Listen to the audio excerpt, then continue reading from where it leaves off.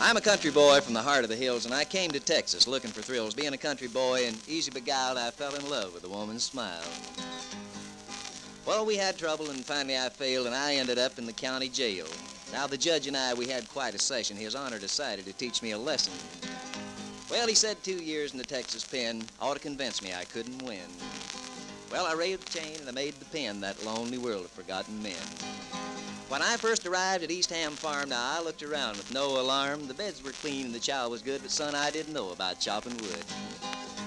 Now, the closest I'd ever come to an axe was a hardware store where they hang in racks. Didn't know which was a handle and which was a blade, but that distinction was easy made.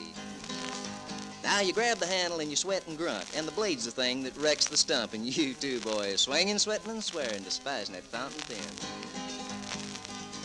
Well, it was awful cold. It was about 6 a.m. when Old Moon hollered, "Let's go, men." I grabbed my hat and hit the deck with a bounce when Old Moon hollered, "Line up for count."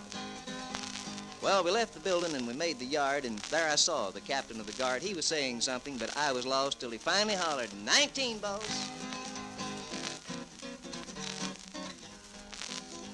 Well, the guy fell out of line with his hat in his hand, and he walked right up to the captain man. He's about my size, just a little taller, and he told this story to Captain Lawler. He said, "Captain, don't think me bold, but I'm awful sick. I've got a cold. Now, my liver's bad and my blood is thin, and I surely wish you'd lay me in." The captain said, "I don't think you're bold, but that's a good lick. Now, furthermore, I don't think you're sick. Stop again and have another try, but before you do, son, learn to lie. On this man's farm, you're sure outclassed. These East Ham boys are mighty fast." Said, "Grab your squad and catch that line, and he give him that faintest hitchhike sign. Going yonder way, mumbling, wondering what he said wrong." Well, we made the fields and there dismounted and started to work after being counted. Now, the boss man said, "I want to see a cloud of white that pleases me." Said, "Bend your backs when I say go and chop them trees and chop 'em low. Now, don't look up till I'm commanding. There'd better not be one little twig standing." Man, he meant it, too. Well, I noticed the squads were from 1 to 8, so I asked the boss how it'd percolate.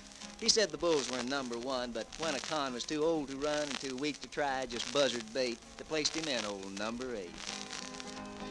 I said, "Boss, now I've got news, and I'm not making just a good excuse, but I'm so old and scrawny and lean. Haven't you got a squad 16? Well, he looked at me and he said kind of rough, "Now, my boy, that'll be enough." Said, "You con them merchants with a worthless check. Now, you con me and I'll break your neck." Said, "Grab that axe and blister your hands, and when you leave here, you'll be an honest man." He's so right. Well, 14 months and a dozen days have come and gone. I've changed my ways. I'm a-going back to the Kentucky hills. I've had my fill of foolish thrills. Well, I don't believe that the law and I is going to clash again before I die. But if I'm ever in jail again, it won't be caused by a woman or gin or a drunken lurch. It'll be plowing too deep or singing in church.